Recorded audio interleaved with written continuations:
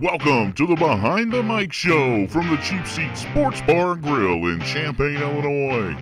Presented by Ford of Tuscola. Now here's your hosts, Keith Gibson and Sam Erwin.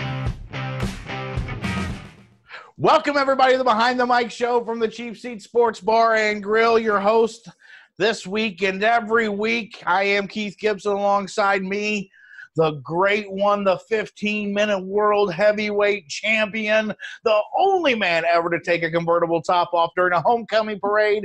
Ladies and gentlemen, Sam Erwin. Oh, Keith Gibson. You know what? It's been a while since you gave me that big of an introduction. You had a big week. Oh, Lord have mercy, did I? I mean, I was all over the place, baby. I was at the Benton Rangers game on Friday, which we'll talk about later. Incredible event, to say the least.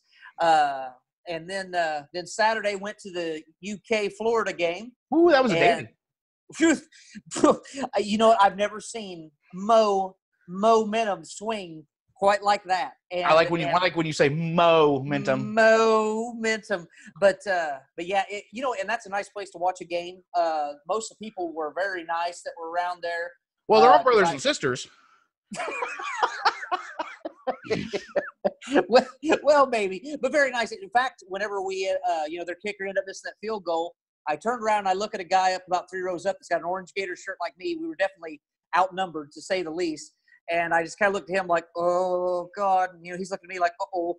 And I yelled up to him. I said, maybe we should either take our shirts off or leave now.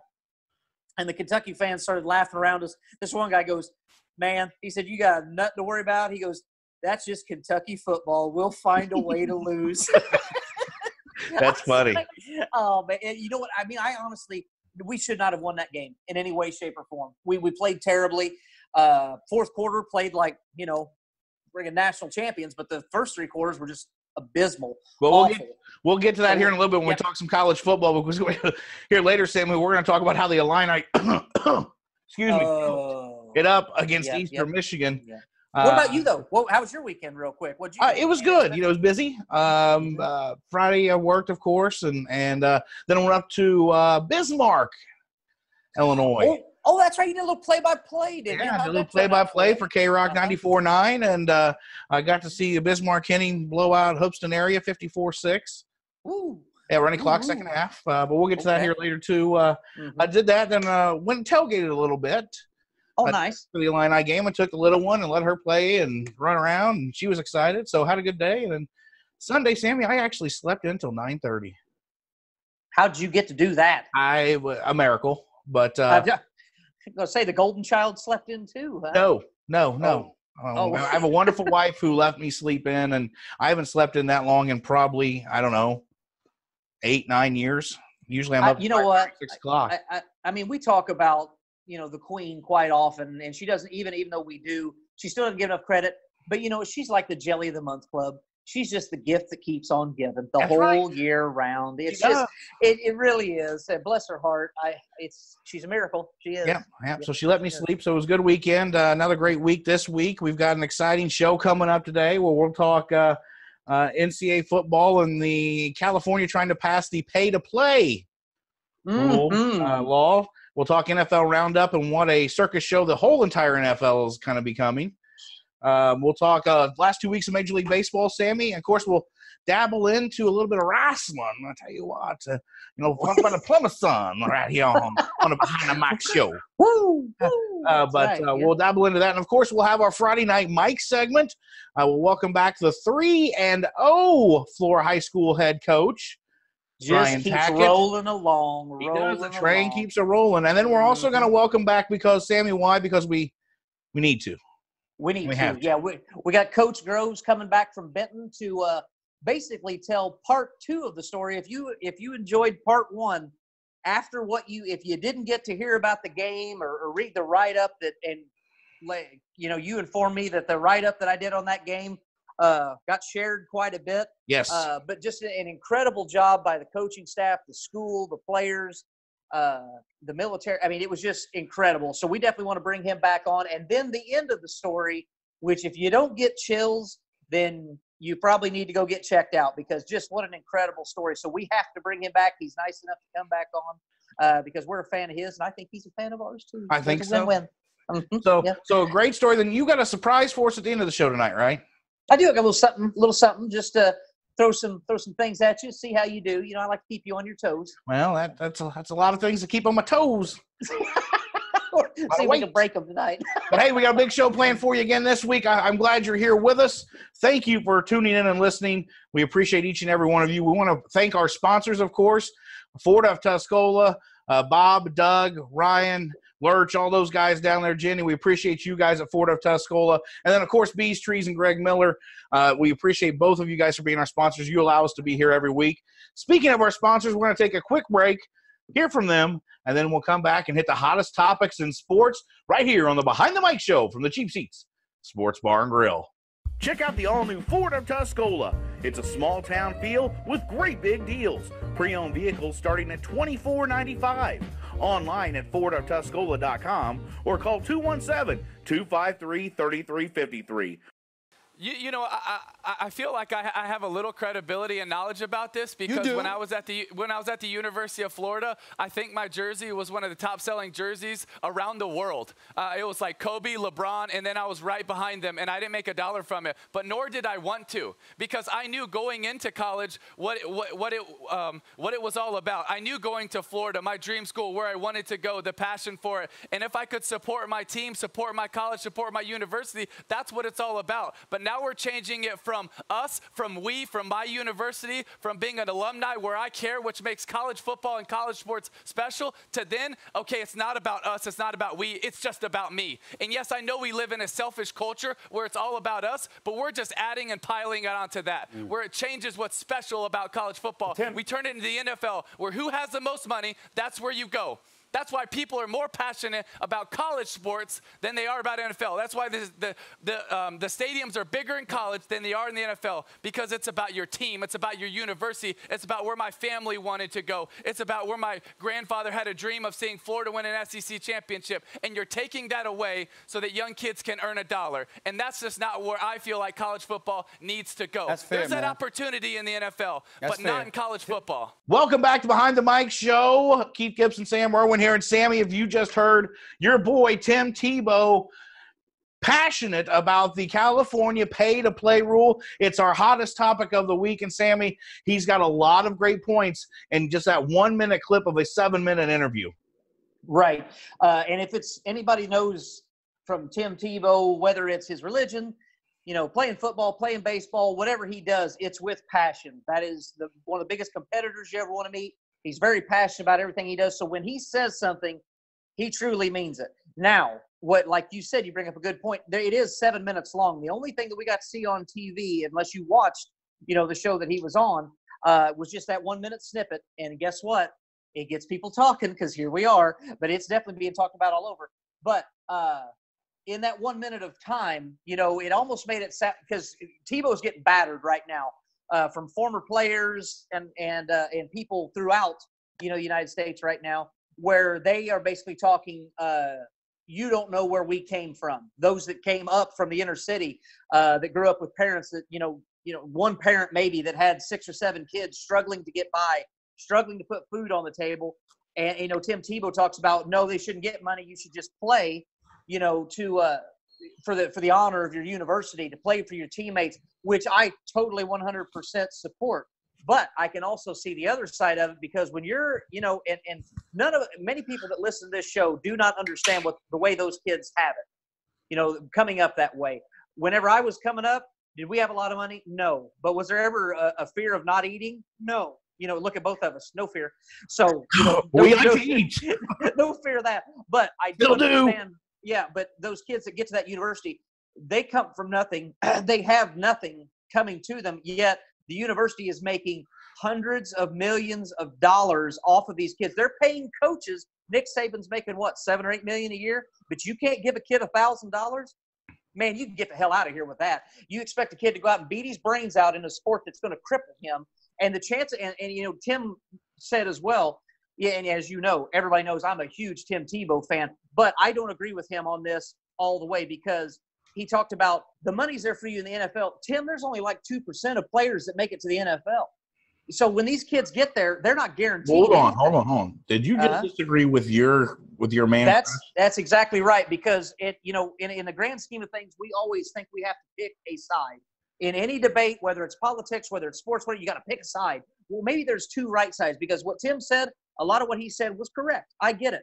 But he's not speaking for everybody. They asked him his opinion. He gave his opinion. So he wasn't wrong in doing that. He shouldn't be getting battered by people, because he's just talking about himself, how he feels. Now, if you listen to the rest of that interview, he was talking about maybe give kids some stipends, even from your scholarship, you get some of that money to where you can go out, and eat a hamburger, or go out and take your girlfriend on a date or whatever. But Tim Tebow also made another great point where he said, you know what, whenever I was at my height of popularity in college football, which he was the most popular college football player in a long time. Yes, agreed. His jersey sales around the country were number 3 behind Kobe and LeBron. Now think about that real quick. When you're talking, that's just the University of Florida, and he is nationwide, man. There's number 15 jerseys everywhere. Keith Gibson, why don't you tell me how much money he got out of those jersey sales? That'd be $0, sir. $0. So hold on. I'm going to stop you right there just for a quick second, because you're exactly right. I know where you're going with this. Yes, he got $0. Mm-hmm. When I watched that, the most I got out of that, and the passion I saw in it, was when he talked about he went to the University of Florida, the University of Florida, because of the passion.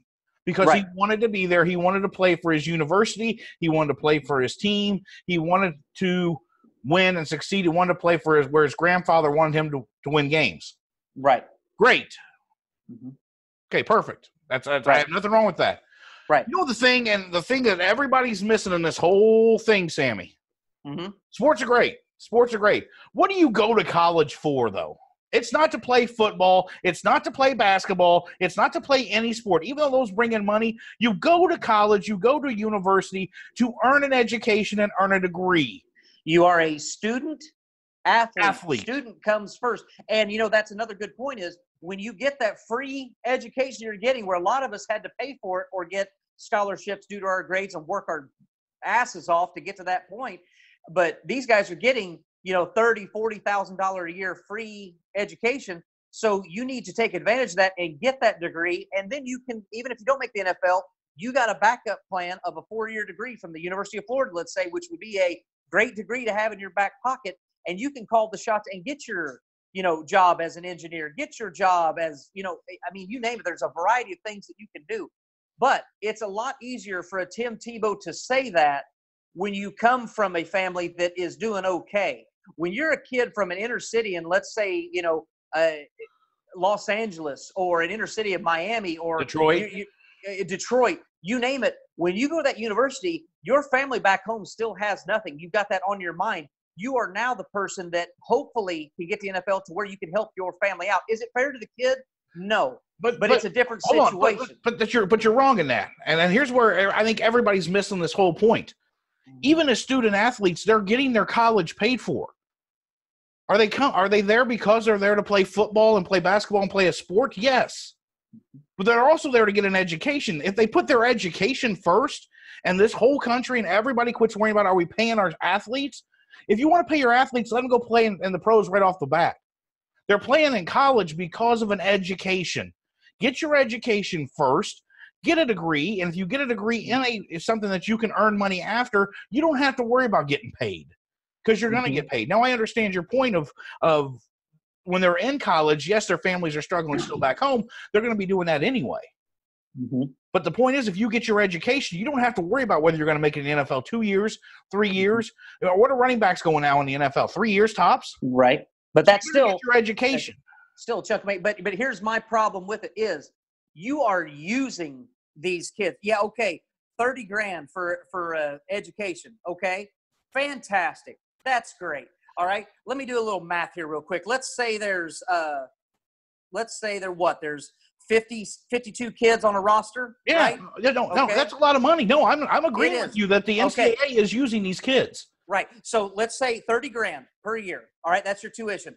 Let's say 50-some players. That's $1.56 million a year that the university is giving to those kids.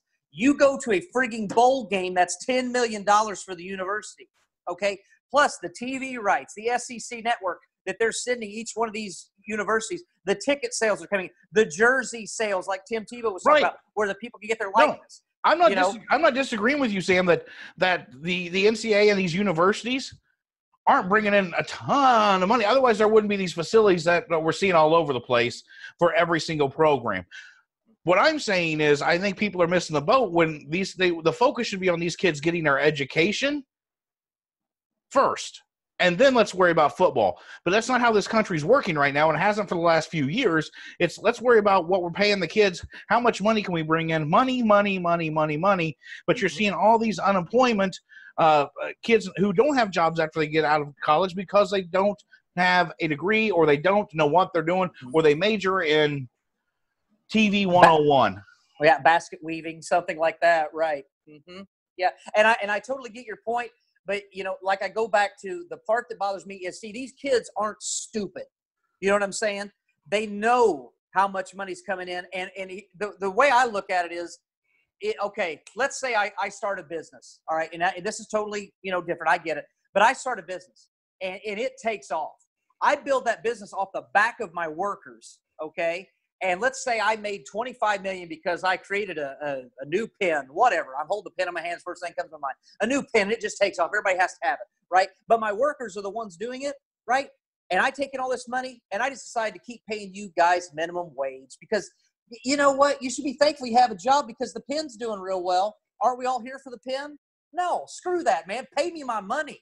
I'm the one that's making you look good. These coaches that are getting paid $8 million, those players are also making the coach look good. Yes, it's the coach's job to prepare, but all these players have to do it. One of these days, you're going to see it. You're going to see it. I'm calling it now. NFL's done it. MLB's done it. All the major sports have done it. The NCAA, the players are going to get together, and they're going to create a union, and they're going to go on strike. It's coming one of these days. Because there's too much money out there. You're right. There's way too much money. We could talk for hours on this subject because you and I both know between the transfer rule and the transfer portal and everything the NCAA does, it's one of the most, and I'll say it right here, right now, one of the most criminal organizations in all of America. Yes, it is. 100%. And if you don't agree with me, you're crazy. Yep. So you may be crazy if you don't agree with me. And I agree with you. They're getting a free education, and that's a lot of money. Because to you or I, like if you're going to send Kendall to some big school down the road, 30, 40 grand a year, that adds up quite a bit. So they're getting that, but they're also earning it.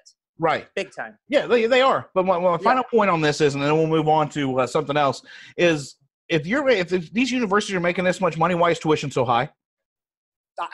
That's a good question. It's a good question. And I want our listeners to let us know what their thoughts are on this pay-for-play rule and law the California is trying to pass, and the NCAA is fighting it, and it's back and forth. What's your thoughts on this? Let us know. We'd love to hear from you. We may put up a poll here this weekend, and like we did last weekend, and we'll get to that here in a little bit, Sammy. We'll want to know what your thoughts are on that. But talking about college football, and the Illini come into last Saturday, Sammy, 2-0. We talked on last week's show, playing Eastern Michigan should be a win. Well, they choked it up a lot. They choked it up at the end very big time. But, if you look at it, Eastern Michigan was ranked higher in Illinois. Really? Yeah. Wow. Yeah. So it wasn't really an upset. It really wasn't, no. Yeah. But was it a game Illinois should have won? Yes. The defense looked absolutely atrocious. Ooh. The secondary looked atrocious. You can't score with 40 seconds to go, tie the game, and then give up a couple long passes, and Eastern Michigan kicks a field goal, wins it. But, so the Illini now 2-1 on the year. They've got a big game Saturday night, Sammy, under the lights at Memorial Stadium in Nebraska, who Nebraska won big time Saturday night on their game. So, what we thought was a good momentum for the Illini. Yep. That came to a screeching halt. Yeah, well, and this is how a season can go real quick is you're on a high and lose a game like that, before you know it, you could lose 4 or 5 in a row. If they lose to Nebraska, which is highly possible, that's a bye week. I was going to say, thankfully they have a bye week. Then they get ready for Michigan. Correct? Yeah. Right. Which we'll be at for the big tailgate extravaganza. But Michigan, Lot 47. Yeah. Oh, outstanding. But Michigan, how did Michigan do this past week? I didn't really get to see a lot of the games because I was. I think they may have been on bye. I didn't watch a whole lot of games either because I was tailgating and moving on. But if they did, they won because I didn't hear they lost. So I think they're all right. Well, if Illinois starts that downward spiral like they do, it's going to be ugly when Michigan. So the question is, if they lose a couple more in a row, Lovey going to be on the hot seat. I don't know. I mean, he's done so many good things with the program, and he's starting to get some talent. But you got to win at some point. People around here are getting. You got to win. You got to win, and people around here are getting tired. There was already fired Lovey hashtags going last week. Yeah. Yep. At some point, eventually, it gets hot. So, we'll see what happens. So another big week. Notre Dame, Georgia this Saturday. Big game. Yes. Notre Dame playing well. We love the Irish. I know Brent Johnson, who we had on last week's show, big fan of the Irish. Speak for yourself, but yeah. You watch them if they're on. I do. I will, and that's a big game. I'll be watching. In fact, I'll be at Brent's house this weekend, and we'll definitely be watching that. That's going to be a heck of a game.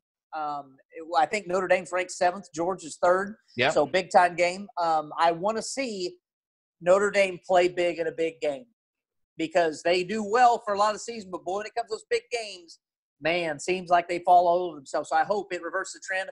I'd love nothing better than watch Georgia get destroyed at home by Notre Dame. So that would be fantastic. Yeah, because I hate Georgia. I hate them. What SEC team do you not hate? Oh, Florida Gators. I love them. Everybody else can just – never mind. I won't say it on there. But Florida plays at home against Tennessee. Tennessee is – That's a noon game I saw.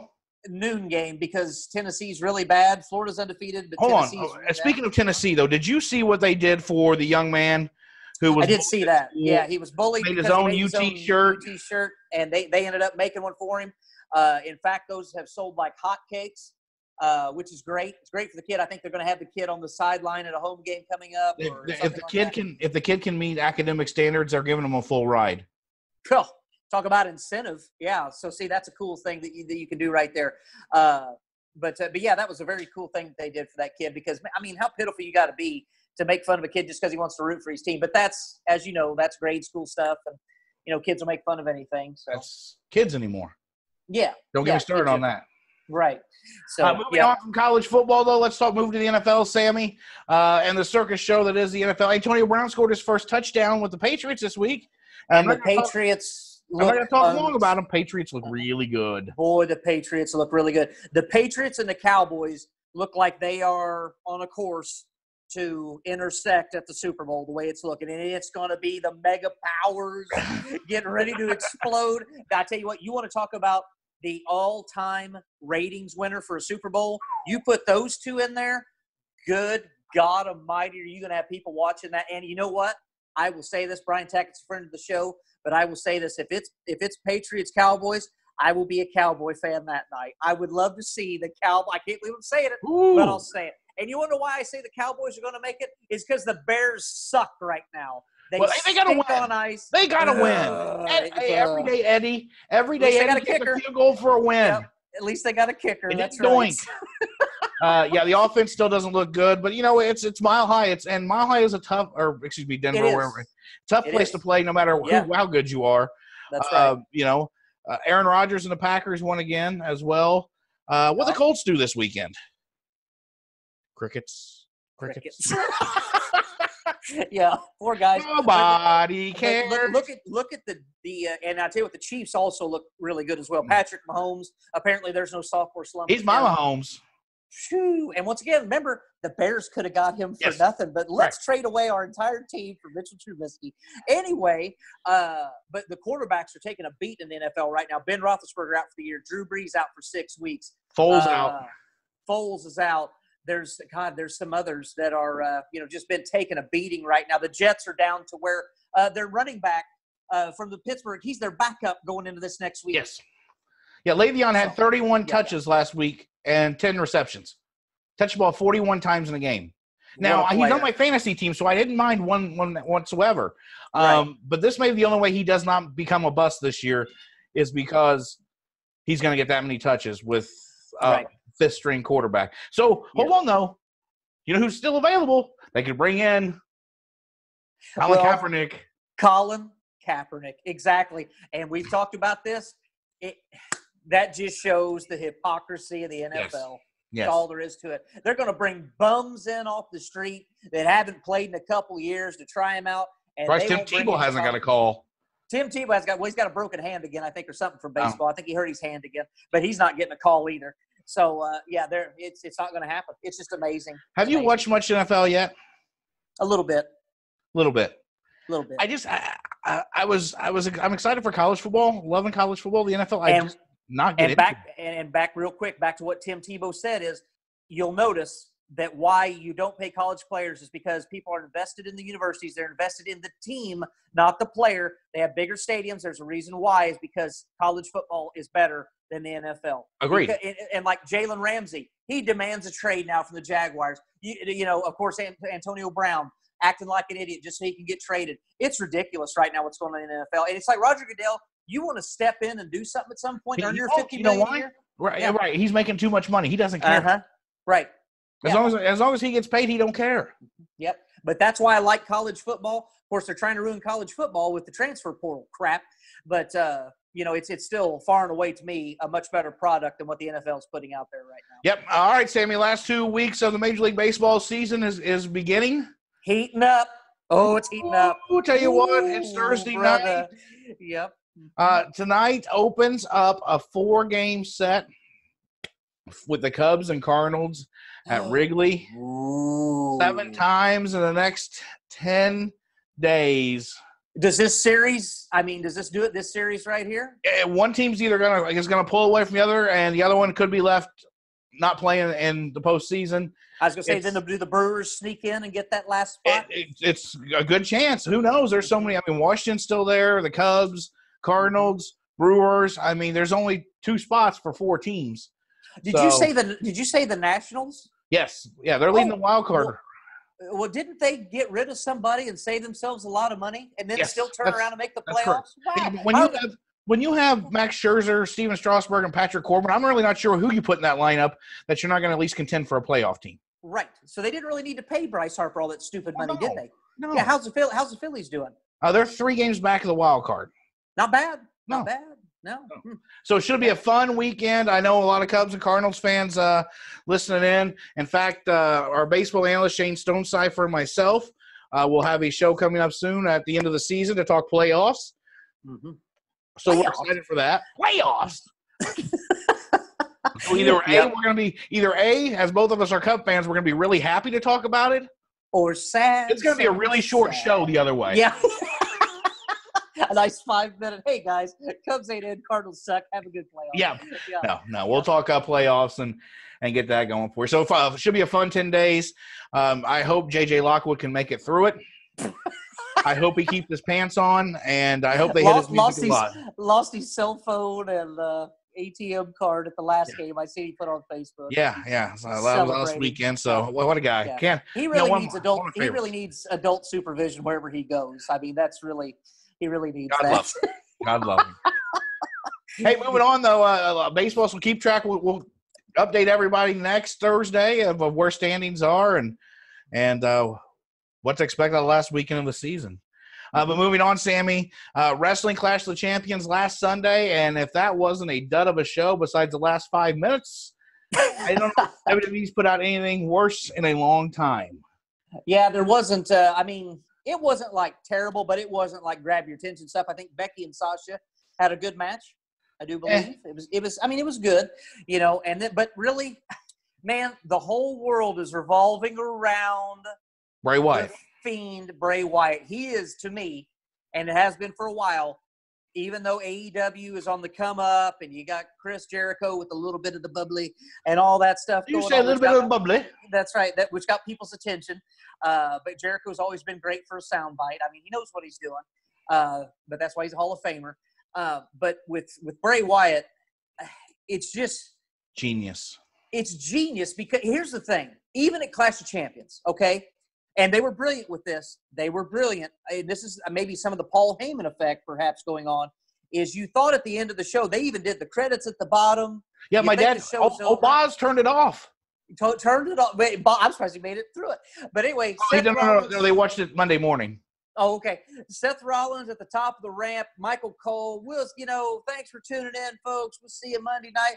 And then all of a sudden, here it comes. Lights shutting down, screeching music, and Bray Wyatt puts him down, which is fantastic. And then, so now they actually, once again, I don't know, I don't know what's going on because WWE has actually got a hold of something and they're not screwing it up. Right. It's amazing. Because then we get to Monday night. And Raw in itself was okay. Once again, it was decent. They had King of the Ring, great match for that. I like that they put the King on Corbin. I think that's going to be great. Perfect heel. They can really do something with him. But Bray Wyatt was involved throughout the show. Well, I tell you what, the best thing is his the different personas. So he's got the Fiend. Yes. And then he's got his buddy, the good guy, and Wavin, and the Firefly Funhouse. And right. And I like that with the little vignettes with the Firefly Funhouse, which that's is really great. Hard to say, by the way. Don't say that 5 times fast. I don't think I say it once. But yeah, and build to that. And then the end of the show, once again, they're doing a great job of, he's coming, but they divert your attention now with they'll have a bunch of people enter the ring and it's chaos and you forget and you think, well, and you just forget about it. And then boom, all of a sudden, here it comes. And so then he puts down Kane with the mandible claw. It was nice of Kane to give him the rub once again. Well, but who's Kane's brother, kayfabe? I think in the grand scheme of things, that is what we're leading to, is Undertaker down the road at WrestleMania. And I think that'll be Undertaker's for real last match. Yep. I do think it'll be a passing of the torch. Both entrances will take about 35 minutes total. Which would be awesome. Time, okay. Which would be fantastic. Right. But then what I really liked was put Kane down, which is great. And then, because Seth Rollins had been beat up, he's kind of laying over by the corner, and the Fiend is crawling toward. It was one of the creepiest frigging things, man. And it's getting ready to be Halloween time anyway. I just watched it too. I'm on edge anyway. Now I got this friggin' Fiend-looking clown guy crawling towards the guy. And I mean, and if you look on Twitter, people are talking about how their kids are running out of the room scared. And I'm like, this is the greatest thing the WWE has done, and I don't know when. I really don't. You don't know why? You want to know why? I don't think Vince or anybody's touching it. Nope. They're letting Bray do Bray, and maybe Paul Heyman may be the only guy touching this. Yep. And it's just a little bit because Bray is a genius. Right. He really is. But also, let's not leave out Seth Rollins. He did a great job of acting wounded, freaked out, scared. He was almost paralyzed with fear. And the Fiend never even touched him. He's just right by his face, screaming, moaning. I mean, it was just so friggin' creepy. And you're like, where's this going? And that's the best part of it is we don't know. Right. It's like, what are they going to do next? I've heard somebody say, I always listen to Busted Open every morning, and they're talking about people calling in like, is he going to kidnap Becky? Are they going to play off that to mess with Seth's mind? One person said it'd be great because Bray doesn't need the title at all. I think it's too soon. Yeah, agreed. But you can't have him lose either. So because that takes the total momentum out of it, right? So in this Hell in a Cell, they're like, are you going to see maybe Bray come out and wrestle him, and then the lights go out, and then nobody's there, and then maybe the lights come back on later, and then the Fiend appears, and then who says maybe the Fiend doesn't beat him just halfway to death, and then the lights go out, and he's just gone, and the match just ends in a count out of where did he go? I don't know. I mean, there's so many avenues. That's what they're doing. That's what they're doing so great. It's keeping us on our toes, and nobody really knows what's going on. That's exactly right. But hey, a great week of sports, a great week of topics. We're going to take a quick break, Sammy. We'll come back and we'll talk some high school sports. We'll talk some scores from week 3 from all over southern and central Illinois. And then we'll bring in Coach Brian Tackitt of the Flora Wolves. McBurgers are still flying. They are. The Cinco burgers are hot. 3-0 for the Flora Wolves as they won 8-2 over Robinson last week. So we'll catch up with Coach Brian Tackitt and hear all about their week 4 matchup with the Casey-Westfield Warriors. You're listening to Behind the Mic Show from the Cheap Seats Sports Bar and Grill. Bees Trees, your local ISA certified arborist with over 10 years experience, specializing in tree removal, tree trimming, and with free estimates. Call Greg Miller of Bees Trees today at 217-260-4551. Welcome back, everybody, to the Behind the Mic Show from the Cheap Seats Sports Bar and Grill, and it is time for our Friday Night Mic segment, where if you're a high school coach in the area, this is the show you want to be in. Why, Sammy? What's that? Well, I'm glad you're paying attention to this show. Mercy. I said it's our Friday Night Mike segment, and if you're a coach in Southern Illinois or Central Illinois, why do you want to be on this show? Well, because the teams that we've interviewed, the coaches we've interviewed, we're 6-0, baby. That's right, 6-0. If you're having if coaches out there, if anybody hears this, you're having a rough year, give us a call. We'll help you out. Yeah, I mean, it's incredible. The effect we have on people. It's the positive energy is what it is. It is. Positive. Yeah. But with us today, as he's been with us every week, after an 8-2 victory over Robinson in week 3, Flora Wolves head coach Brian Tackitt. Coach Tackitt, another big win, this time at Dancy Field. Ooh, I bet Blue Mountain Road was cold. Oh, I'm sure it was. Mercy. But another Tackitt, big win. Big win. Final score 8-2. So Yep.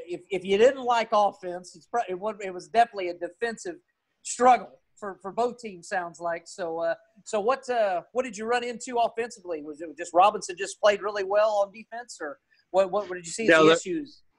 Yeah, they're a good defensive team, man. I even talked to the coach Monday night after the JV game. That's what he said. They got a lot of stuff going and rolling defensively, but they just got to try and figure some things out offensively. And I'm just glad they did last Friday night.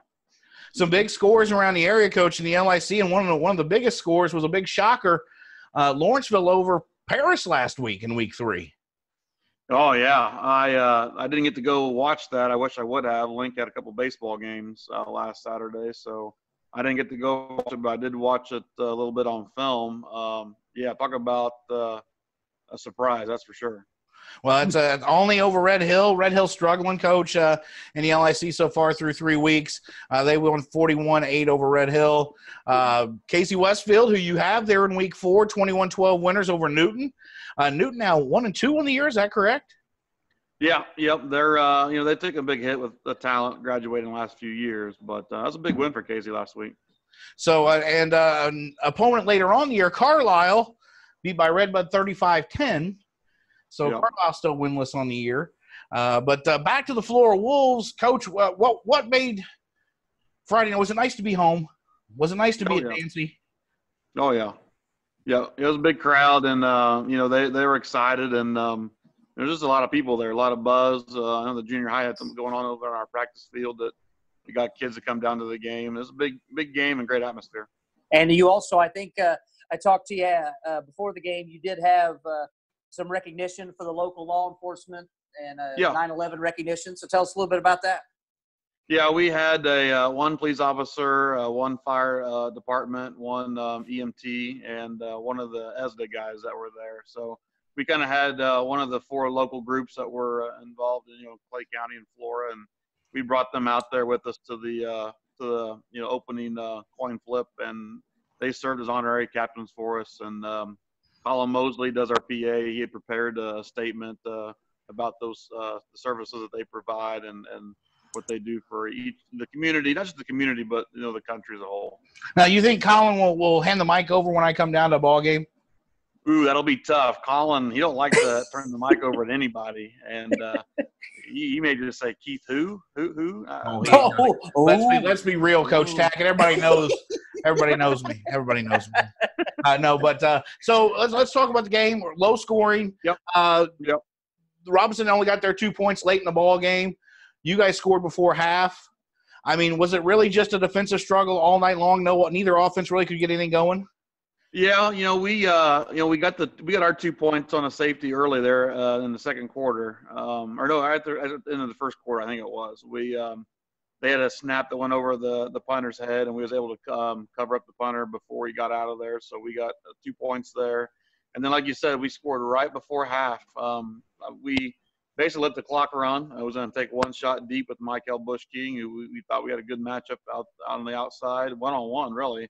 So we'll take that any day, and he blew by his guy, and we got a score right there up before half. It was like one second left on the clock when he got in there. So the Bush King name isn't it well known in Florida? It's basically equals great athlete. I mean, I've heard that name many times throughout the years. He had a brother, a Michael, that played for us years ago. He was a really, really good two-way player for us, and Michael's little brother, and he's not as big as Michael, but he's just a great athlete and a quick kid, and he's done really, really well for us this year. Can't teach speed, Coach. No, you cannot. No, I don't have any. Yeah, I don't have anything to teach and to give to anybody. So an 8-2 victory, moved to 3-0. You go Casey-Westfield this week. Casey's not played bad. They've not played great from what I've seen so far this year. What can you tell us about the Warriors? It's always a tough matchup. Casey's tough every year. No matter whether they lose a lot or they retain, every year they're a tough ball club. Yeah, they are. They went through some down years there, about 2-3 years where they're kind of down, and the numbers are still down for that program to where they were about 10 years ago. But they've talent's back up with them. They've got a big line. They're really, really physical. What we saw on film like week 1 against ILLINI, and they got a Washburn kid that's a really, really good running back. And he's maybe one of the top 2-3 running backs in the league. I think he had 200 yards last week against Newton to propel them to win. But they kind of use a 2-quarterback system, and they got a couple of kids on the outside they like to throw to too. So they're probably a little bit more balanced than Robinson was, and kind of give us a little bit different challenge this week. So would you say their offense coach is a little bit more like Marshall, maybe run the football and be able to throw the football as well? And what kind of offense do they run? Are they running some wing T like they normally do, or are they more of the power I? Well, they run a pro I formation, but they use like an H-back, kind of old school H-back, and they'll put him in motion across the line, and they like to run where he goes and pull a guard and kind of try to power football as far as the run game goes. And then pulling guard will tell you where the play's going. That's for sure. That's right. Yeah. And, and again, we dealt with that last week with Robinson. So it's a good transition. We just continue that on. And the last 3 opponents have kind of like to pull guard. So we have to, preach that to our kids, our linebackers, to read their keys, not look in the backfield. And that guard will take you where the ball's going to go. Mm-hmm. Defensively, defense has played well first 3 weeks of the season. You got to be happy with what they've done, and your defensive coordinator is doing a great job. Who is that guy? I'm not sure. I think that might be me. Oh, that's what I thought. Oh, what? I didn't know. I had no idea. Yeah. I didn't know. Speaking of which, like, Keith brings up a good point. Your defense has been on point all year. This last game, 2 points. You give up basically 0 on defense, of course. Who were some players that really stood out for you this past week that really helped, dominate? Yeah, this week, Jared Sons, he plays like an outside safety for us, and he led us in tackles this week with 12, and he earned our hit stick award. I was just talking to him about his play just today in practice about how he's just a different kid. Last year, as a sophomore, he loved offense, and in defense, he went out there and he just looked like a different kid. Was a little slow to attack and trust his reads, and just maybe I'm not going to say shied away from contact some, but just wasn't a go-getter on defense. But man, this year he's a different kid, and he's a top 3 in our team in tackles so far. He had a great game for us, and landing back inside a D tackle for us. And the D tackles sometimes don't get the tackle numbers that the other guys do. I think he ended up with 5 or 6, but he was a guy that took on the pull all night long for us and clogged things up, and really didn't let that pulling guard get around and get to the next level. He clogged things up, and I thought our defensive line played really, really well this past week. That's awesome. So once again, sorry, Keith. So once again, basically, as you talk about Sons, the difference that a year can make for a high school kid. Well, last year maybe they're kind of lost. They're not as aggressive. They're not as strong. Just it all comes with another year of maturity, seems like, and being in that system. Wouldn't you say you had a lot of kids that were young and inexperienced last year that had to play, and now they definitely got the experience, and the maybe the more strength as well. Correct? Yeah, the 2 kids I mentioned are both juniors, Jared Sons and Landon back, and Blaine Dickey continues to play well, and Sam Erwin had a heck of a game too defensively. All those guys are juniors, and they were forced out there as sophomores to play in that system. And you're right, they're comfortable with it, and they know exactly what the calls are. They don't really think about things. It's a second nature to them. And we haven't changed anything up defensively scheme wise from last year to this year, but kids are just more familiar with it, more comfortable with it, and another year to get stronger and faster, and they are. What are we looking at the Wolves offense this week? I know you've had a nice mix. You rode the workhorse there beginning of the season. What did Grant do last week for you? Well, we had, he only had about, I think, 17 yards on 15 carries or so. They keyed in on him, and we knew their front six was just super fast and aggressive. And we didn't get the run game going at all last week. But, if you want to be a good team, you got to win with different facets of the game. And, we'd won the last 2 weeks with our ground and pound attack. And this week, it took a 58-yard strike through the air and just a lot of good special teams and defense to secure that win. That 58-yard strike, that reminded you a lot of an Erwin to Tackitt back in the day, like 97, 98. I think I don't know if I had 58 yards combined. I was more of a possession type receiver.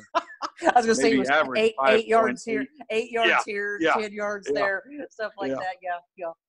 So what can we expect from Casey as far as defensively from them? Are they running a cover 2, a nickel? Or are they in a 4-3, 3-4? How many defenses do you want me to name here? Because I can keep going. I mean, cover 3. They run one of those. Okay. They're a 4-man front, which the 3-man front last week kind of gave us fits. It did last year when we played Robinson too. But they're more of like a 4-3, 4. But they'll go like cover 4 look and kind of. Or cover 3 look to and kind of look like a 4-4 team. It kind of depends on what we run, and it looked like they'll adjust to tight end and do little different things like that too. So they're a 4-man front. They'll play a lot of zone coverage, but they'll mix in some man stuff too. Well, I know, Coach, we're excited for you. Excited for the Wolves. We want to thank you and your staff and all the Wolves fans who continue to listen in and tune in and visit the website. We couldn't thank everyone there enough. It's been fantastic for the sport that not only we give you guys, but you give us in return. So we appreciate that without a doubt. We appreciate you being on the show every week as well. But we also appreciate one other guy who comes on the show, and he missed 1 week, came back, but old Link is back again this week, and he's ready for a prediction, isn't he? Yeah, but he's there. He's been ready all day. I woke him up this morning for school and said, "Hey, it's prediction day." So he got a little smile. Nice. He won't give out any hints as to what it is. It's all right. So that doesn't need to save it for the show. Yeah, save it for the show.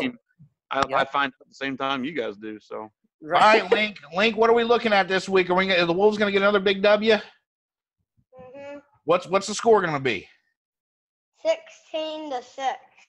16-6. He says. I like that score, Link. I do too. Yes. I like that. So let's hope that comes through. Coach Tackitt, we wish you nothing but the best this Friday night against the Casey-Westfield Warriors. Of course, I'll be won't be able to get down there this Friday, but I will be listening in, and we look forward to talking to you again next week. Thank you for joining us. Sammy, any final thoughts for Coach Tackitt? Yeah, I do. Coach, you're now 3-0. I'm going to need no coach speak again this week, no Belichick. Are the Flora Wolves going to the playoffs this year? You're 3-0. Are the Flora Wolves going to the playoffs this year?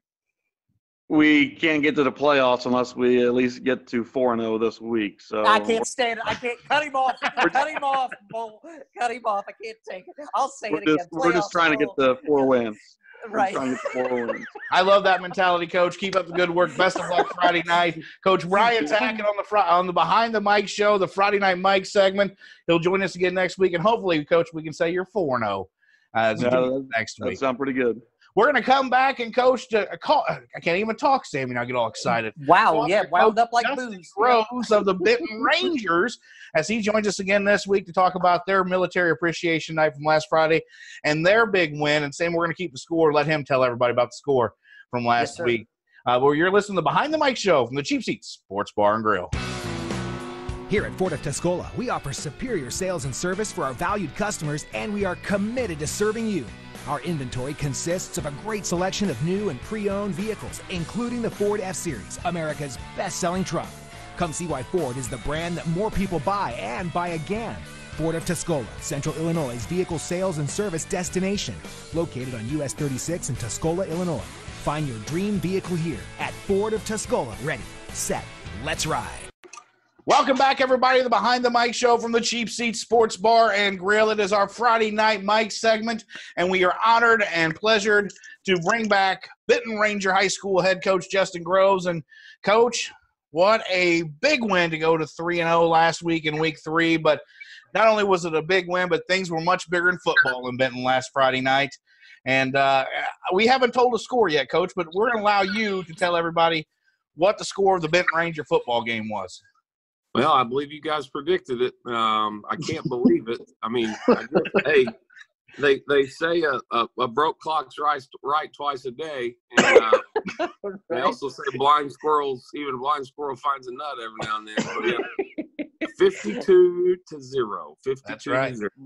And Sammy, you were able to be down there last Friday night, wrote a wonderful story. And Coach, just the pictures that Sam shared with me and everything, it was emotional for I'm sure not just you and your players, but families. And what a night. What a night. Can you tell us a little bit about that? Yeah, I mean, it started like any other Friday. I mean, we got our normal pregame routines, and we kind of went through all those. Of course, in the back of my mind, there's this agenda of everything going on pregame. I want to make sure it goes smooth. And, I had our AD, Ryan Miller. He was kind of running point for me on things on the field. And we had guys from the National Guard that were making sure everything was going on behind the scenes. And, everybody just came together and everything went real smooth. I mean, we had everything from the band obviously did a great job. Our band's good. They did a wonderful job for us. Our junior football program, they brought out a big, I think it was a 50-foot flag, and stretched it out across the field, led the veterans out. The scene was perfect. Our fire department came, they had a monster flag tied off to the scoreboard. There's pictures of that going around, and all the veterans that came to be honored, and we had, tons of food for everybody, and it went really well. The Patriot Guard came and made a presentation to Brandon Penson's mother and father, and, in honor of him. And, that was an emotional kind of moment for me. And, of course, our announcer for the night was a veteran himself, a Marine, Ron Head, and he'd tell you he's the softest Marine on the planet. And, I asked him at one point earlier, I said, are you sure you want to read everything, or do you want to go out there and be honored? And he said, no, I would be honored to read everything, and be the voice for the night. So he was excited about that. And, fortunately, he kept it together. He almost lost it for a minute. Of course, he did for a little bit, and nobody would have blamed him. You're right. Yeah. And, he did a really good job of honoring everybody and getting through everything. And I don't know what time we kicked the ball off. Nobody mentioned it. And I don't care. It doesn't matter. I know we were a little bit late probably, but not much. It was right about 7. Yeah, it was done. Yep. Worked out pretty good then. And, the crowd was surrounded. We had a good crowd. Tailgate was going on. And, just that smell of barbecue in the air and the flags everywhere. Oh, I love me some barbecue, Coach. Oh, man. It was good. I couldn't eat. I was too stressed to eat. I ate plenty afterwards for all three of us. But, that and to top all that off with, with a big win, I mean, that was a special night. A lot of people commented about it. My good friends of mine just come to me saying, it was a good night to be a Ranger, and we're real proud of the team and then the efforts of everybody. And the whole community came together. At best estimation, we had well over 1,000 Benton fans there, counting, tailgate. The stands were full. It's for our little town. That's a pretty good number on a week 3 football game on a Friday night. And, Pinckneyville brought a decent crowd. So just a real good atmosphere, good environment, and, good win for the Benton Rangers. And I tell you what, Keith, as a fan to go there, to see, it was absolute and utter perfection. The way it was set up, the way it was handled, you just seen how much was put into it by obviously Coach Groves and the staff and the athletic directors he mentioned. I mean, everything was perfect. When you drove up the stadium, you could see the flags flying. I mean, automatically you're like, ooh, this is going to be a special night. And then when you're a part of the presentation, just to sit there and everybody was at attention. You didn't hear anything but what was going on. So the ultimate respect was being shown. And just the amount of pride in the community, the amount of pride in the football team, and just and not only for the veterans and the soldiers now, of course, they deserve all of our admiration of what's going on, and the veterans in the past too, of course. But, 9/11 was remembered. And, of course, for, the player as well, number 52. And then to go out and do what they did and score. I've said it was halftime. Now, mind you, Benton, we've seen the scores. We talked to Coach, about how good they were doing. But when you go watch these kids play, man, they're good. They're really good. It's even better than I mean, they were all over the place. They played extremely well, and it's 44-0 at half. And the people I was with, I turned and looked, in fact, at Brent Johnson's wife, I was sitting by, and I said, remember what the score was I predicted? She goes, yeah. She was almost there. I said, yeah, they are. And I said, almost by halftime. and then they came out in halftime, scored quickly, got the 2-point conversion, just 52-0. And the defense held. He was able to get some young kids in, get them some playing time as well. It was just absolute perfection the entire night. I mean, you couldn't have asked for a better outcome from start to finish. I know, Coach, you did tell me after the game, we stayed in contact after the game, kind of talked about how cool it was, shared some pictures that I was lucky enough to take. And you talked to, the number 52's mom and talked to her about it. If you want to, that's fine. If you want to share what she said, I thought it was really great what she said to you about the outcome of that game and the whole, obviously the whole production that you guys put on. Could you share with us what she said? I'm not sure how she found out. I mean, she was obviously happy that night, but the next morning at 8 o'clock, we had some donuts and watched film and things with our kids, and somehow she knew about that because she was there at 8 o'clock. And she just came in and thanked the boys. She said she was, really proud of their effort, and she's sure that he was proud as well and looking down on us. And she was just shocked as I was about that score. She couldn't believe it was 52-0. And the crazy thing about that, our kicker was hurt. When we got there, he wasn't feeling well. His knee was bothering him, and we were planning on him kicking. We knew he'd had some tendonitis in his knee, but he was really in a lot of pain, and he went out and tried the first extra point and missed it. So we went for 2, later, and then a little bit later in the game, he's like, "Coach, I feel better. Let me try another one. I want to get in there." And he kicked 2 and made 2. Mm-hmm. So it wasn't like we did the math or anything, tried to figure this out. I mean, I'll be honest, right. The only time I thought about it was at halftime. I said, well, we're 44-0. I said, and one of the coaches said, yeah, it's 44, Coach. I said, well, we're going for 2 on the next one. If we can get one more, we'll go for 2, and then we'll call it a night. But so, I mean, up until that point, we had no intentions, no plan of any specific score other than a prediction from 2 crazy guys that I met last week. And, so it was really special, and she was honored, and obviously their grieving process has been difficult. You can only imagine. I mean, you lose a son and unexpectedly like that, and they've been through a lot, and she told me that it really helped both of them, and they just had a real good sense of pride, and they were just so happy with the outpouring of support, and it's helped. So in some small way, we helped the family that that's grieving, and our boys got something to be real proud of. I think this is one of those games that you'll talk about for the rest of your life, Oh, yeah, without a doubt. Just like you said, I think we got a Benton Ranger fan, and you damn sure got one in me. I mean, beforehand, but definitely afterwards. Because, like I said, when you see it in person, you see how much is put into it and how much it was just bigger than the football game. And then to come out and perform like they did, they had on the special jerseys, that were military-style jerseys that were just so cool. That's cool. But the kids played extremely well. In fact, the names that we brought up this week, your leaders, Newcomb, boy, that kid, man, what a wide receiver. He was getting behind everybody all day.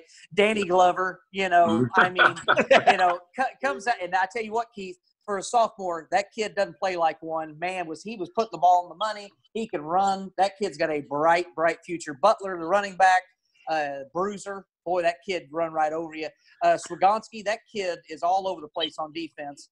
And what I was really impressed with as I watched, and they don't get a lot of credit, your O-line and D-line just absolutely dominated both sides of the ball all night. So it was impressive to watch. It was a fine-tuned machine that night, that's for sure. Well, that's something we talked about a little bit. I mean, we're a team that's got to be at least a little bit hard right now to prepare for because our defense is, playing really well. But on offense, I mean, you don't know exactly who to prepare for. I mean, our quarterback is good. He can throw it and put it in some nice places. He still makes mistakes like any kid, but he's doing a real good job right now of understanding what we want to accomplish week in and week out. And the Butler kid, he unfortunately he'd just soon run you over as go score. So right, he's looking for somebody to hit. That's for sure. Yeah, so we got some things to work on there. And like you said, the Newton kid, I mean, it just depends on what night it is because I mean he is probably leading our team in receptions right now, but right behind him is a big group of dudes that have 2 or 3 apiece. It's not any one kid on any one night. And, if you're going to take something away, then we're going to have something else to contend with. So we like that. We like the balance of our team. And, the kids did play really well. And, before it was over, I mean, we got several kids involved in the offense, and, almost every kid that stepped on the field on defense at some point got a tackle. So, I mean, the whole team got to really take part. It was a total team win, a total team effort all the way down to the last play. So it was good, and just what we needed, a good start to our season. We knew coming in that if we could get going and start hot, that we'd have a chance to do some things. And now this week we'll get a first big test in a Heron team that has played some really tough competition. They're sitting at 1-2 with their backs against the wall, so we got to load the bus up and go to Heron and start conference play. So nothing's easy from here on out. Well, Coach, were you worried at all that with everything going on, the kids would come out flat? Yeah, I was. And, I was kind of worried and distracted a little bit myself during the week. I told the coaches, you have to just pick up the slack, and, we got to keep motivation high, keep them focused on the football game, and, the rest of it will take care of itself. And I'll be honest, I mean, everybody was locked in from the first song playing at pregame all the way to the end. I mean, the kids came out ready, and I don't ever like to question their motivation on things or anything. Sometimes they have flat practices and different things, but they're gamers, man. And some of our young kids are, they're flat out just looking forward to Friday nights, and they understand now they have to practice and they have to have good practices. So hopefully we can keep that going, and the motivation side of it has been fairly easy. They're a pretty good group to work with. Now you talk about Heron this week, week 4. The Benton Rangers, after a 1-8 season 18, now 3-0. Heron got beat last week by DeCoin 35-0 shutout. The Rangers can come in, keep playing the style they do. What do we see from Heron? What have you seen on film so far this week that could cause you some issues? They're actually 35-10 last week, I believe. Okay, well, I missed a 1. It's nothing. It's something small. Dyslexia is a problem with Keith. It is. We're working on it. No problem. Hey, listen, they played a DuQuoin team that we're a little bit familiar with. I mean, we got to spend some time with them this summer. They're very athletic and very fast, much faster than we are. And got some dudes that can really do some things up and down the field. So the score, not shocking. I mean, they're both good teams, and Heron was able to do some stuff to disrupt them defensively, and a few things on offense that obviously give us concerns. And they beat a Carterville team, which that game was week 2. You can throw the scores and records out the window in that one. Those two always get together. It seems to always be a battle. And week 1, they got beat by a pretty good Waterloo team that gave Carbondale some fits. So they've definitely played some tougher ball games than we have. They're probably a little more tested, and we just have to come in and perform. And again, just like the first 3 weeks, we got to focus on us and make sure we're doing all we can do to execute well on our end, and make a few adjustments here and there, and just be really ready to take their best shot. Because like I said, if they want to reach their goals they have for themselves at the end of the year, they're going to have to beat us and give us everything they got. So our boys know what's on the line. I mean, you want to start good. When you have that first conference game, you definitely want to come out hot and get the ball rolling. I think it may be a team that, if we can establish our run game and maybe throw it around a little bit on them, I think our defense will be up to the challenge. Now, Coach. Oh, I'm sorry. Go ahead, Keith. I was just going to say the biggest question from last week is, did you keep Brent Johnson out of trouble? Did you keep everybody back? Did he do his job? Everybody's off. We had 2 kids on the eligibility list, but it was a mix-up on a grade this week, so they're good. Everybody's healthy except for maybe our kicker, a little banged up, but grade-wise we're good. Coaching staff, everybody's locked in. I mean, all that pump-up you gave him last week, I mean, he was at practice on time today, came in ready to go, had drills, stuff to do. I mean, he led. Wow. He took care of conditioning today, so the kids are all home asleep by now. I'm sure they're worn out. We have a segment on Tuesdays. Either they get Brent Johnson conditioning or they don't. And today they got it because they had a little loss of focus at one point in practice. So when they see his name on the practice schedule for conditioning, they know what they're in for. He has definitely got a good routine for him. Right. Well, Coach, let me ask you. Obviously, last year 1-8, just getting to know the kids. Obviously, a rough year for everybody. Now you're 3-0 and just waltzing through people. I mean, absolute and utter domination. Do you find that some of your job now is to kind of keep kids level-headed from when they go from not winning many games last year to now, boy, we're really good? do you find where you have to, like, guys, maintain, we got a long way to go, you know, do you deal with any of that? How do you keep kids in check to where they maybe, you know, sometimes a high school young man can get a little swagger about himself, you know, or a 42-year-old man. Or a 42-year-old man. We won't talk about that. But do you ever run into any of that, and how do you handle it? Well, my staff would tell you that I'm never satisfied, and I like that they're not either. You know, we try to challenge each other every week to find ways to get better, and that's what we do. You know, when that game's over, it's immediately, hey, what did we do wrong? What can we get better at? And then after all that's been settled, now who are we playing? And you know, I tell the kids all the time, I mean, you can't believe the hype. I mean, here you are, you're really excited about this, and that's great. I love it. But at the same time, you know, until we can prove some things and we reach some other goals that we have, you can't go around believing that you're you know, the best team since sliced bread. I mean, you know, the Heron Tigers are going to be a different ball club than some of the other ones we've played, and you know, we have to have our A game if we want the results that we're hoping to have. So obviously, you don't want to squelch any enthusiasm, but so I tell them to be confident, not cocky, not arrogant. You know, you don't want to walk around with a target on your back, and you know, you definitely don't want to go around beating your chest, because that's an easy way to get a target painted on it. So we're just trying to be humble in this. And you know, a lot of kids were around. A lot of these kids played last year on that team, and they know what it's like to be 1-8. So they don't want that feeling again. And you know, hopefully that'll translate into good practices and just good performances. I mean, our team seems to be a team that likes the lights on Friday night. So we're going to see. We'll find out this Friday for sure. We'll know a little bit more what we're made of. Well, Coach, we wish you nothing but the best of luck. Thank you again for joining us. You know, and Coach, I'll be there again Friday night. I'm coming. Wow, awesome. Yep, two in a row. Two in a row. That's right. Yep. Well, we do appreciate Yep. we do appreciate you getting a win, because that makes all coaches that have been on this show now. Sammy, 6-0, baby. 6-0. 6-0. So Right. we're gonna keep the train rolling. Keep the train rolling. But no, we appreciate you being on again this week. We appreciate the support we got from Benton, from you, from your staff, from the fans.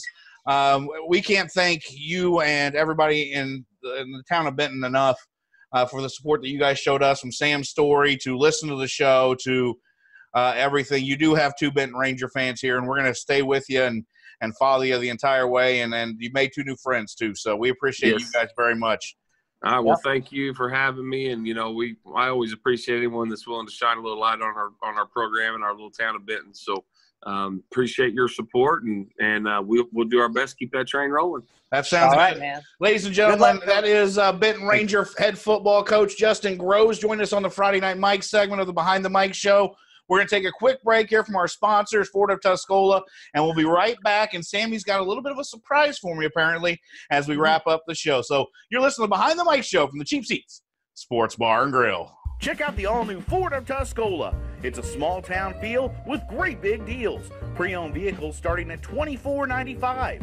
Online at fordoftuscola.com or call 217-253-3353.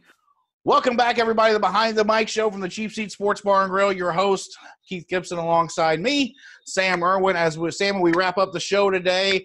What a great show we've had. We talked a lot of topics, a lot of sports. We had Coach Brian Tackitt from the Flora Wolves on as they prepare for Casey-Westfield this week. Coach Justin Groves from the Benton Rangers came back to join us again this week as well to talk about their Military Appreciation Night and their big win in Week 3. And now they look to face the Heron Tigers in Week 4. But we've talked NCAA, we've talked college pro football, we've talked baseball, wrestling, and speaking of wrestling. Oh. Sam Erwin, did you see I put a poll up on our cheapseatsbar.com Facebook page? Yes, I saw that. Would people like to see you and I tag up for one final time in a wrestling ring? Circle. Yeah. Of course, for charity, of course, for the kids. Charity, like we always do. Right. Okay. Right. And we had 16 votes. Okay. 13, yes. And 3, no way. No way. Well, we don't care about those 3 anyway. So I think it's 13-0. That's pretty good. Yeah. Well, that may be something we do again down the road. Who knows? Might be a little charity. Only thing that may stop us is age and common sense. That's true. That's true. But hey, yeah, I think that'd be good. Yeah. I think it'd be a fun time. So give us your thoughts. If you didn't get the chance to vote on the poll, let us know if you'd like to see the two hosts from the Behind the Mic show tag team. We've never tag teamed. We've faced a topic for that's a topic. Match. That's a topic for another show. Yeah. But we could. Our manager could be the one and only world heavyweight champion downtown Bosco. Right. Could be there's some fences that need to be mended there, though. Cheated me out of the title. Also hit you with the megaphone. So I don't know if we can trust him. But there's maybe some fences to be mended. I think we can give him some chicken. It'll be all right. I think so. Get some free Hutz's chicken. We'll be all right. That's right. Hey, great show today. We're going to finish it up with you're going to bring back, you said, what? The old Sammy Six Guns. We haven't done this in a while. So six questions. In fact, we're going to do it kind of a, I think we've all played this, back in the day. Still do as adults. There's a game of it. But basically a would you rather. So I ask you a couple, question. There's a couple choices here. So would you rather? Well, I don't know if I've ever played this where it's family friendly. Right. Yeah, right. so I kept it that way. Okay. So I kept it. Yeah, some I think are pretty funny, and others that are just pretty common sense. Well, maybe we'll see how you do. So, are you ready? I'm ready for Sammy Six Gun. Okay. All right. I don't know if the listeners are ready, but play along as well if you're at home. Maybe they should choose what they think I'll say before I say it.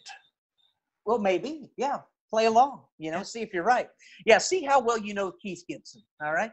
All right, here we go. You ready? I'm ready. All right. First one. Would you rather randomly time travel plus or minus 20 years every time you fart, or would you rather teleport to a different place on Earth every time you sneeze? The bad part of knowing you is I don't think you have much of a choice, but hold on. It's 20 years plus or minus. Yep. Every time I pass gas. Correct. Well, that's a lot. Or, right. Okay, I was gonna say you'd never be home. You're the 90s. You're in the back forth. Or you teleport to a different place on Earth every time you sneeze. I don't know if you're a big sneezer or not, but if I am, I do it in bunches. Oh boy, wow! Well, you'd be bouncing all over the planet. So, choice. I think I'll go with the sneeze. Okay. Because I pass gas too much to really have that happen. You never see your family. No. You never see. I never see anybody. That's right. You just be traveling through time all the time. I'm gonna be in 2420 by the time it's done one day. I was gonna say, yep, ultimate time travelers. Yeah, I think sneezing. I think it's a good call for you. All right, number 2. Who do you work for? Number 2. When you die, would you rather have your credit card statement or your Google search history released to the world? Well, I don't own credit cards, so that's an easy one. Well, you know what? I always like to clear my Google searches from time to time. I don't own credit cards, so I'll go with the credit card statement because there wouldn't be one. You don't own a credit card? I do not, sir. Never have. That's impressive, I think. Sometimes they say, as a banker, man, they say that's a good way to build credit, but boy, it can get you in trouble. So yeah, you gotta watch out on that. Now, if you don't know me, Mm-hmm. As I like to shop. I kind of have a little bit of what they call a shopping problem. Okay. But it's not for like clothes and things like that. It's mainly stuff for the bar. Right. Right. And electronics. Movie posters, things like that. Right. It's not big purchases. It's little things. Yeah. Now, well, let me ask you, kind of build off that question. Then you don't own a credit card. Is it because the wife maybe says it's not a good idea? Or did you make that choice on your own?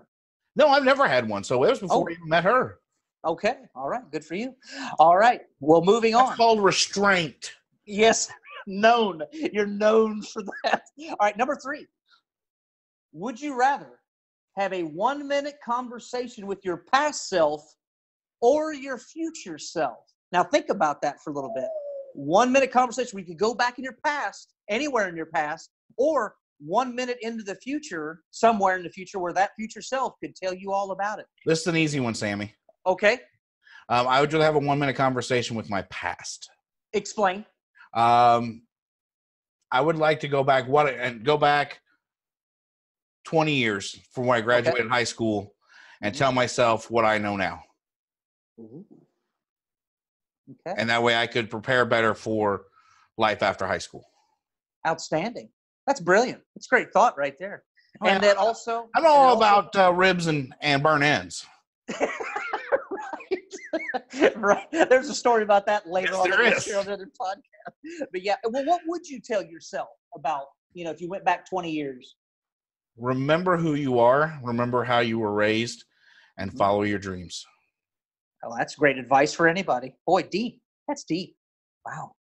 Leather-bound books and mahogany. All right. Yeah. Number 4. Would you rather have to go to the bathroom in a giant litter box in your house every time, or anywhere you want, but it always has to be outside? Ooh, winter's cold. Yeah. But a litter box is gross. It really is. That's a tough one. Well, now, something. I'm going to give a little personal information here. I grew up. We grew up in Flora, all the country Right. a lot. Yeah. Even right. even though I live in Champaign, I'm outside a lot. Right. I'm going to go outside, no matter what time. I was going to say number 1 and 2 here. It doesn't matter. I can, heat. Throw it out there. Heat rises. Heat rises, Sammy. Okay, so he chooses the outside, and I Melts the snow. Yep, your neighbors would love it. I have no doubt. No doubt at all. All right. All right, 2 left. Okay. You're doing great. You're Thank doing you. great. I think people are getting to know you even more than they already have. Probably more than they want to. Perhaps, but what the hell? All right, so number 5. Would you rather, now this is going to be tough for you, I think. I do think. Live without music or live without TV? Mr. Sportsman. Ooh, brother. So without music or without TV? Now, hold King on. of karaoke. What defines music? Does that define any radio whatsoever? So even a podcast?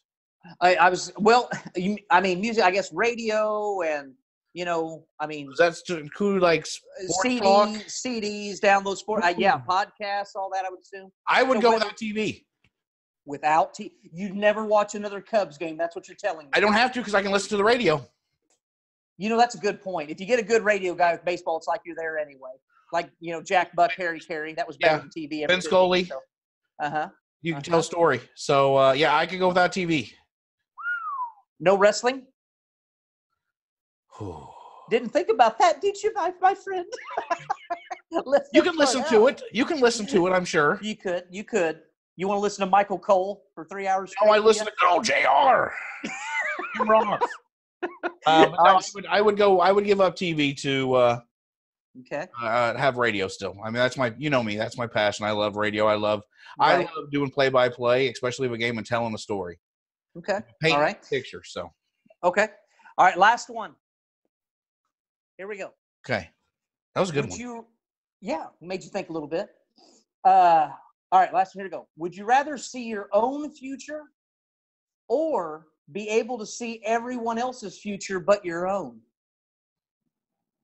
Wow. So you could see Lori's future, Kendall's future, my future, but not your own. Or you could just see your own future. What do you choose? So let me ask you this, because I'm going to take this a step farther. Okay. In seeing everybody else's future, am I part of that future? You know what? That's a good question. Because if you can see their future and you're not there, I guess you do know your own future, don't you? Yeah. That's a good point. Boy, thinking tonight, always, Sammy. Man, like a machine, always thinking. Yeah. I guess part of me is I would like to see everybody else's future, not worry about mine, because if I know they're taken care of in the future, then I've done my job. Or even better question, do you really want to be able to see into the future at all? Or do you want it to be a nice magical journey? You got to live in the moment, baby. That's what we're doing here every week. That's right. Future ain't guaranteed. You know what? What people don't realize is we have no script. This is unscripted. This is we get on here and we talk. We have a good time. We have no clue what questions are going to come out of our mouths. We really have no clue what's coming out of our mouths sometimes. That's true. Until we listen to the show later after it's production. But I don't know if I'd want to even look into the future, my man. No. Can't look in the past. Can't look in the rearview mirror. You can't look ahead. You just got to do what's right time. That's right. LIVIN, man. Just living, baby. That's right. All right. All right. Anyway, hey, great show today, my man. That was Sammy Six Gun for you. But another great show. We appreciate it. Of course, everybody listening in, tuning in. In case you missed it, last week's show was the most downloaded show we've ever had. So we thank each and every one of you. We thank the new followers we have. We have some new followers, by the way, Sammy. So we thank all of them. We thank, of course, the Flora Wolves head coach, Brian Tackitt, Benton Rangers head coach, Justin Groves. I thank you. So we look forward. Well, and if I could, whenever you told me, and we talked about with Coach Groves, how there was well over 100 shares on the, that article I wrote about the game and the experience. And then it I don't know, close to 800 people came and checked out the website.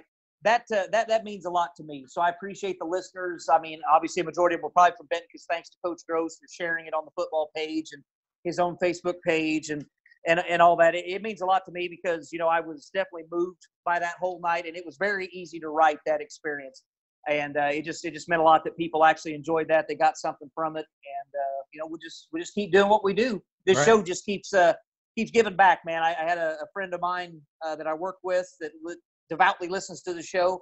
And she said, you can kind of tell in your podcast and talking to you, this show has put a kind of a pep in your step that you didn't have for a while. And I said, what? You're right.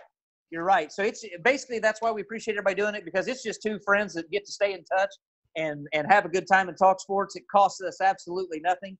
And it's just something fun to do. And for some reason, you people listen to it, and we appreciate it. So it's a good time. You're my sentiment. Those are perfect sentiments, Sammy. It couldn't make me more proud of everybody's support of this, because we started this off thinking, well, maybe we'll get somebody to listen to it. Now look at us. So not that we're big or anything yet, but we appreciate every single time we get a download. It's big to us. Yes, it is. So we thank you. We thank you, and we couldn't be more proud to do this show, and we have a good time. I want to thank my wife because she allows me to sit down here in the garage and the Cheap Seat Sports Bar and Grill and take time away from my family to do this, because she knows this is my passion. So, right. For my co-host, Sam Erwin, I am Keith Gibson. We thank you. We wish you have a great weekend and a great week coming up, and we thank you for listening to this show. So on that, God bless. Have a good night, and thank you for just being not fans of Sam Erwin. No, I'm kidding. No. That'd be an interesting poll to share sometime. Who are you a big fan of? Keith, that way we can just not like each other. There we go. No. Hey, have a great Thursday. Have a great weekend. This has been the Behind the Mic Show from where? The Cheap Seats Sports Bar and Grill. One tree or a dozen, large estate or small corner lot, whatever you call home. When you have trees that need professional care, that means calling Beast Trees. Greg Miller, owner and operator of Beast Trees, is an ISA certified arborist. Beast Trees offers tree removal, trimming, and free estimates. They're fully licensed and fully insured. Call Beast Trees today to find out how they can keep your trees healthy and thriving. Call 217-260-4551 to schedule an appointment with Bees Trees.